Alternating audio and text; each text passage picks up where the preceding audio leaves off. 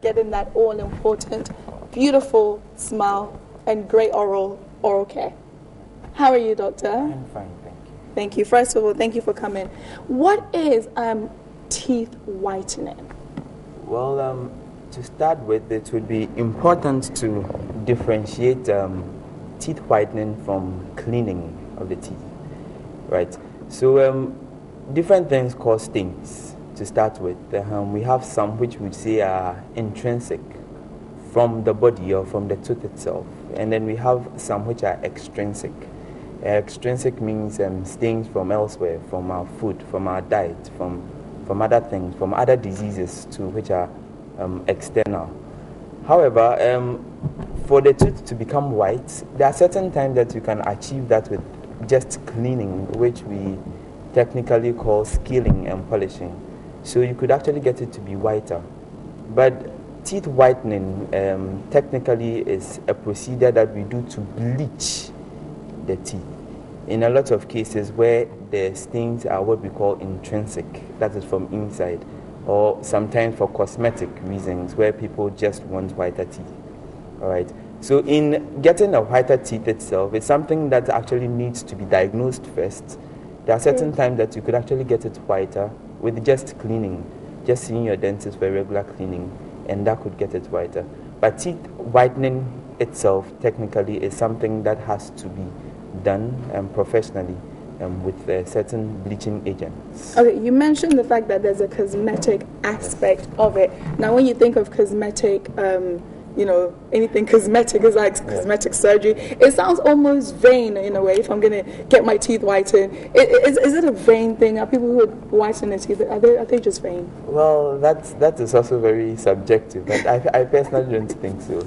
I think a smile is as important as a beautiful dress. So, yes. So I personally don't think so. Okay, brilliant.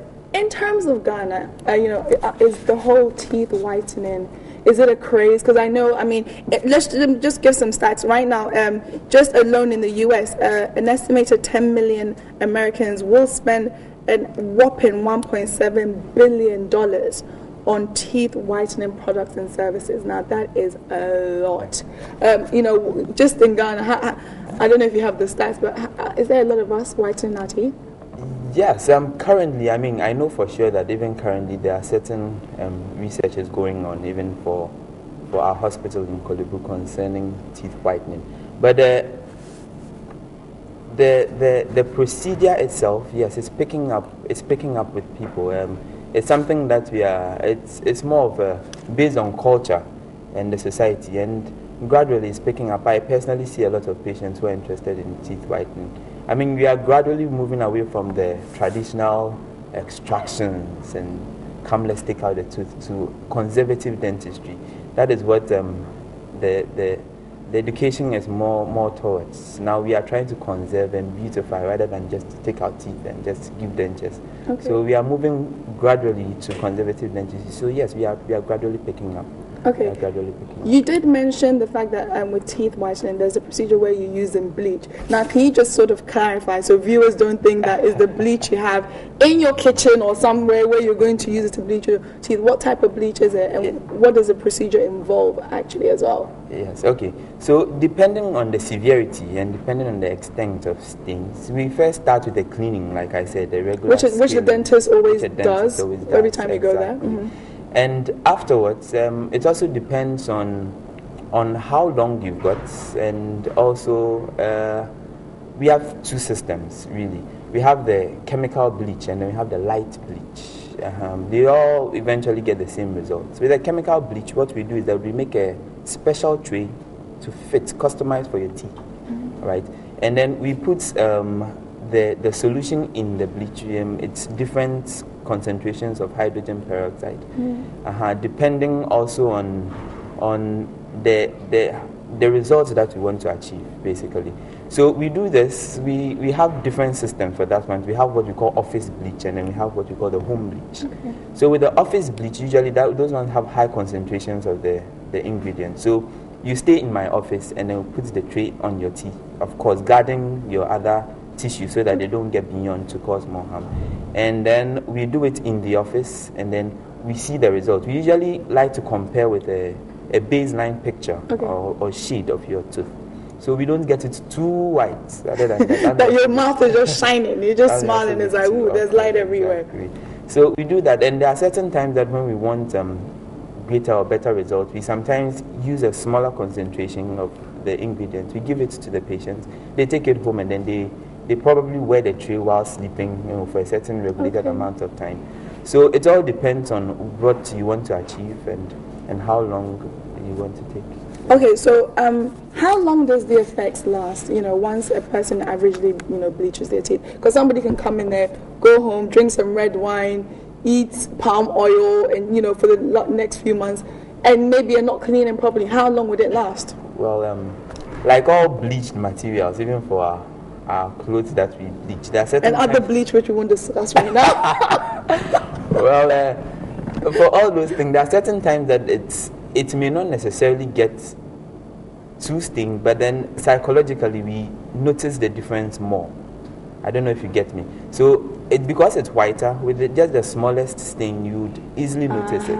Okay. Exactly. So in a lot of cases, that is the issue. However, because it also bleeds, it's prone to discoloration. Especially with things like coffee or tea or things which have a lot of stains in them. They could. Yeah, so even after bleaching, it's something that we do. We like to do follow-up visits so that you come often, so that we just clean. But it's also something that we advise our patients to do, to refrain from things that could easily stain the teeth. Okay. Exactly. How much does it cost averagely to get this procedure, cosmetic or otherwise, done? Well, I wonder if I could say that. Please do. It's well, it depends. It depends on the hospital or the clinic. But averagely, we are looking at around. Oh wow, we have some bad teeth there. Right. Over there. Yeah. So averagely, we are looking at around 600 to 800. Ghana cedis. Yes. Yeah. Some, of course, some involve more, and some actually come with a more holistic care. So some could go really above. Depending on, some actually cater for your follow-up visits and things, in which case, so it depends on the package, exactly, which also depends on the clinic or the hospital. Now, 600 to 800 Ghana cedis, that is quite whopping. Yeah. I'm just thinking about the average person who does want whiter teeth, and just thinking they don't have that money, they can't afford it, even if it's 100 cedis just to brighten up, but only the teeth, nothing else. It's still really expensive. I know that, I've read about natural remedies which are inexpensive that can whiten the teeth. One of them being charcoal, which, bidet, it can actually help apparently take away stains. As also, I read about baking soda, which you can add, and that can help whiten your teeth. There's certain toothpaste that can help whiten your teeth. Would you recommend those for the average person who hasn't got 600 to 800 or more to spend on a beautiful smile? Right.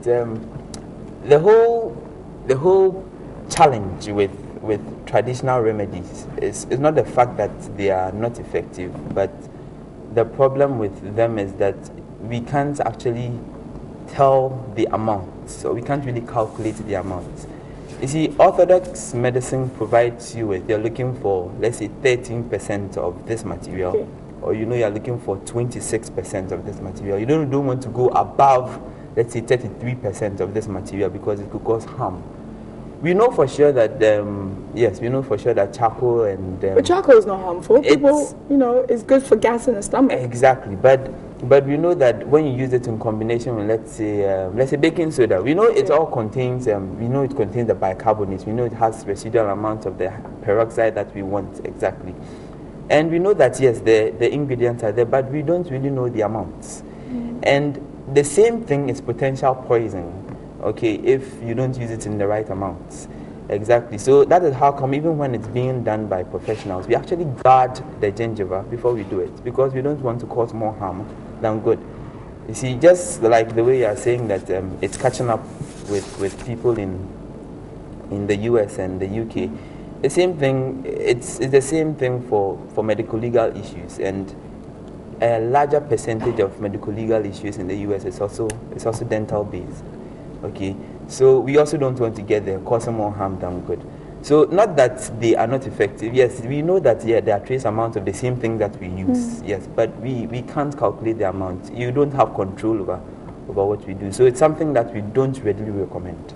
Okay. Yeah, with it being a cosmetic procedure, I know we have the NHIS, where you get there's basic things on dentistry which you can get. So for those who can't afford to do the procedure, is it available on the NHIS? No, currently, as far as I'm concerned, no.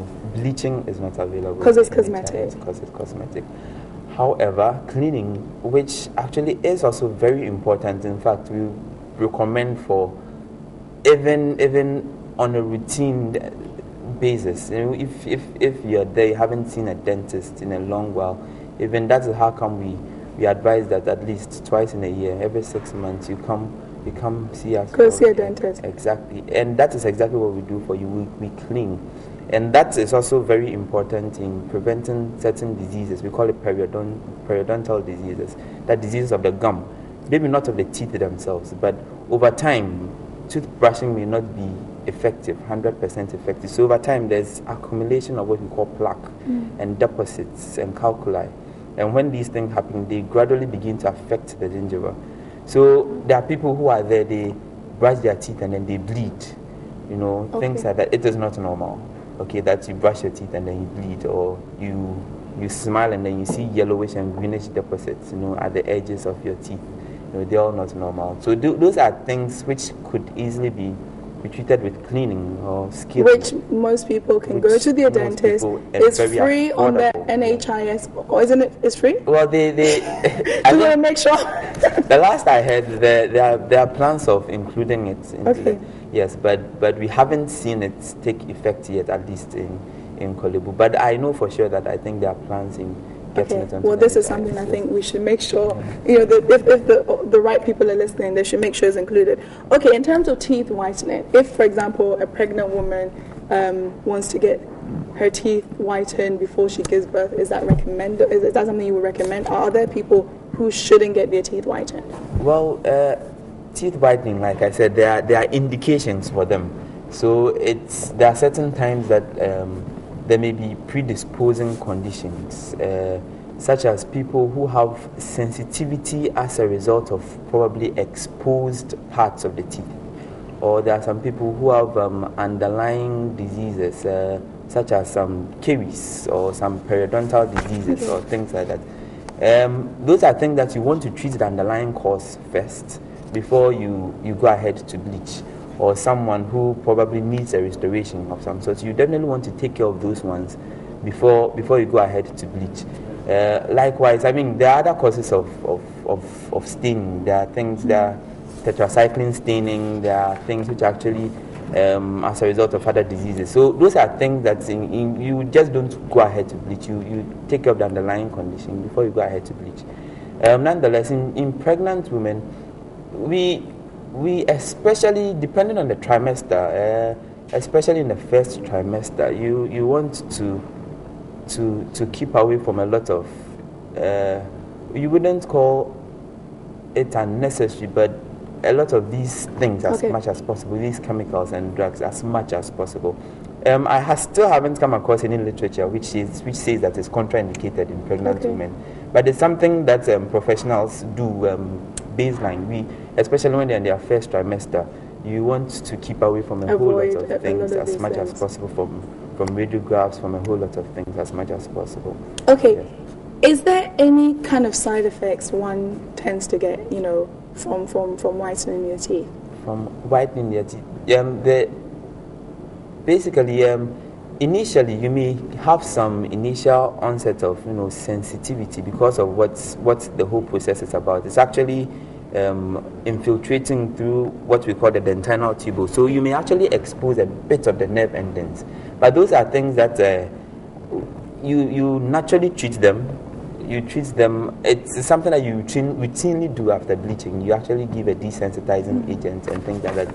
And also, it also depends on the concentration of your agents, your bleaching agent. So it's something that when a professional is doing, we actually bear all these in mind. So when we start, we actually like to monitor how sensitive you are to our agents. So we know how to reduce it or not, whether we want to spread it over a long period of time to reduce the sensitivity or not. So these are things that, like I said, professionals will bear in mind when we are doing it, yes, to reduce the side effect as much as possible. Okay, so teeth whitening, that's obviously once you've got discoloration and your teeth are not looking as bright as they can, as they can be. But to avoid having to, get to that point of needing that, what is the best way to keep your teeth nice and pearly white and pretty and lovely like Nanaba's smile? Well. I'm swelling her head small today. Well, with that, we usually recommend the basic things that we advocate for every individual, starting with teeth brushing, morning. I have your teeth here. Yes. So, yes. do you want to? Well, yes. So I'll hold this and you brush it. Oh, you want? I could do that. Well, what happened to that? Over time, when toothbrushing may not be effective as 100% effective. So over time, there's accumulation, little by little. These accumulate over, and they start with something we call a plaque. All right, and over time, these things harden, and then once they harden, they form the calculi or the tartar.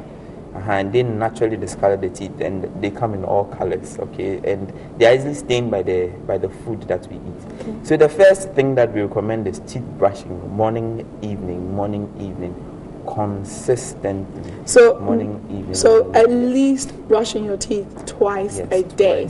Okay. And something else that we also advocate, something we call swish and swallow. You may not really get the opportunity to brush your teeth in the course of the day. Swallow. Yes, swish that and sounds swallow. Very anyway.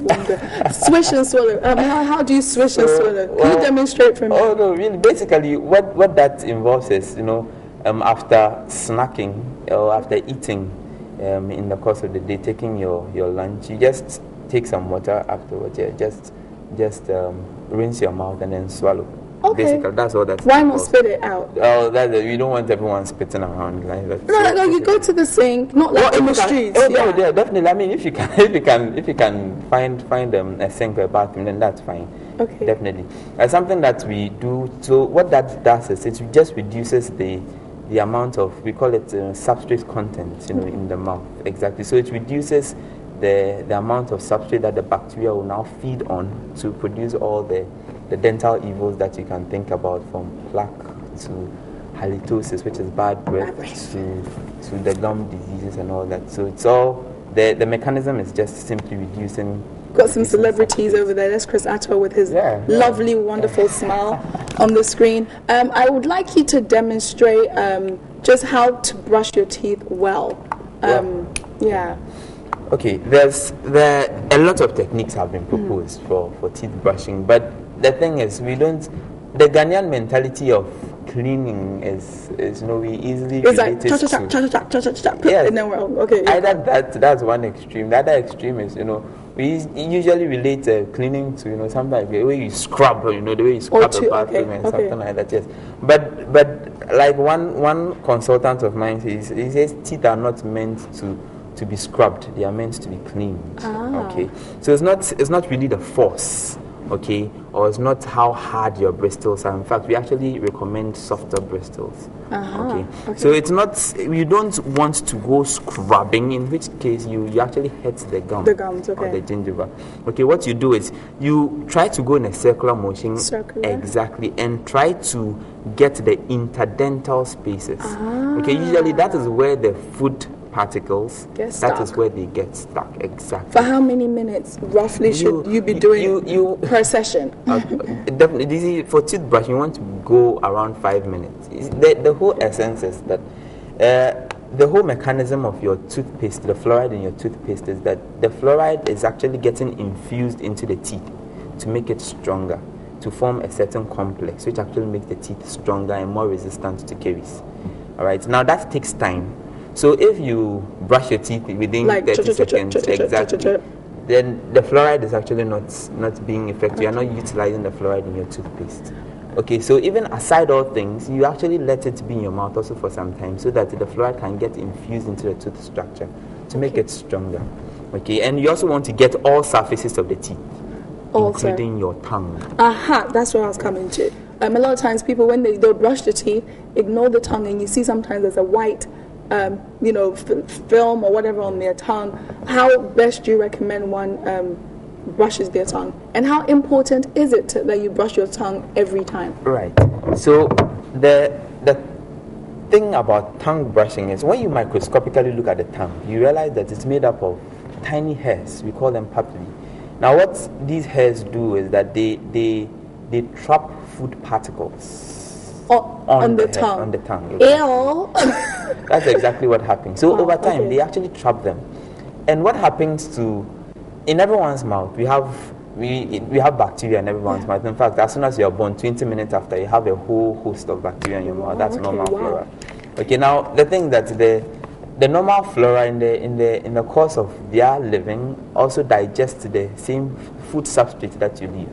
I think that the ones that are trapped on the tongue, especially the ones which are protein in nature, the whole chemical structure of protein is that contains sulfur. Okay, now once these ones are broken down, they produce sulfuric gas. Okay, and that is actually one important cause of bad breath. Okay, so it's something that we advocate. We have Little Wayne right there with his showing us his pearly whites. He has nice teeth. Like he looks very white. Actually, and his tongue looks nice and pink there. Right, yes. So something that it's one advice that a dentist would give you if you come complaining of bad breath that we think is of a local origin. And just make sure you're cleaning your tongue adequately. On average, if I'm spending 5 minutes brushing my teeth, you would want to dedicate how many minutes on the tongue? Like a minute for the tongue. A minute on the tongue. Yes. Okay, so I'm actually learning a lot. I'm really learning a lot. Also, what about flossing? Yes. Flossing your teeth. Yes. Do we have a culture of flossing in Ghana right now? It's something that I would say we are picking up. Yes, we are. It's something that we would recommend. We would prefer to using a toothpick. Yes, with the same thing, we may not really get into the interdental spaces. Sorry, my model hasn't got. There's one here. There's a little gap at the front. Mm-hmm. So what now flosses come. Some actually have come with handles and things which make it very easier to use.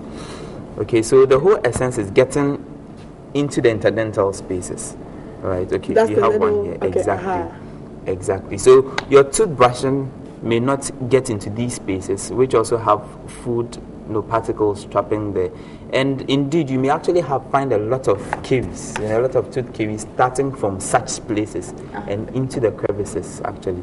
So what's the whole essence of flossing is to safely remove the food particles in the interdental space. Okay, exactly. Just to kind of almost wrap up on this, what about chewing sticks?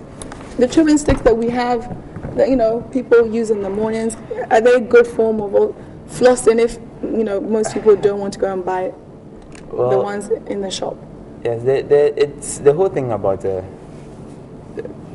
chewing stick. They are quite debatable. It's just that the WHO has said that it could effectively replace toothbrushing, especially yes. That's the natural sticks we have all over Ghana. It's very affordable. Mm-hmm. What they said was there were some trace elements of certain substances, which they also said it's also good for teeth cleaning. However, they said that in order for it to be very effective, you should use a toothpaste, in which case they actually more. So you get your stick? You can get the stick. And you get toothpaste? I'm learning something today. Wow. Exactly. But in the absence of toothbrush. Yes. Okay. In the absence. Brilliant. Okay. Last thing, how often should one change their toothbrush? Last thing. Right. We actually recommend that you change it after 3 months. Every 3 months. Now certain toothbrushes actually come with indicator bristles and things like that. Okay. So there are a whole lot of technology coming up. Brilliant. But because we don't want some people actually wait for it to fall into the sink or something for the change. So to prevent all of that, we usually say every 3 months. Thank you. Okay, thank you very much, Dr. Pa Kwesi Langton, and he's a dentist at Korle Bu. So you've heard it. If you want pearly looking, wonderful smiles like Nana and Benny Blanco, and of course like myself, make sure you're keeping your oral health very nice. And again, if it gets that bad, you can always have that option of teeth whitening. But, you know, it is expensive. I just thought I'd add that. Make sure you don't go anywhere. We have more coming right here on TV3 on New Day. Waking up and feeling the sunshine. Sometime